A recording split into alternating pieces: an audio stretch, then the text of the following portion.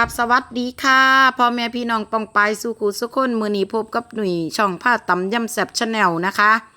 มือนี้จะพาพ่อแม่พี่น้องมาตำทะเลร่วมมิตรอีสานบ้านเฮานะคะ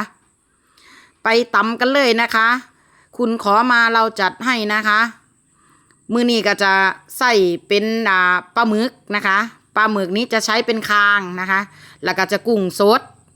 แล้วก็ปูม้านะคะจะทำเป็นตำไทยใส่ปลาร้านะคะสูตรของนุ้ยเองนะคะว่าวแล้วก็ไปตำกันเลยนะคะพ่อแม่พี่น้องนะคะเยั่วๆเลยจ้า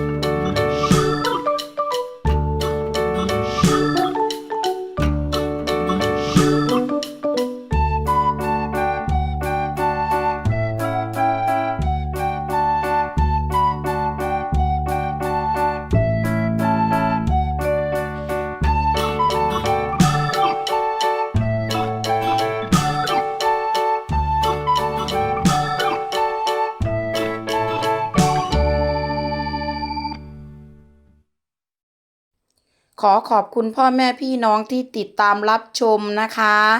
ก็ขอฝากกดไลค์กดแชร์กดติดตามเป็นกำลังใจให้เราด้วยนะคะขอบพระคุณมากค่ะ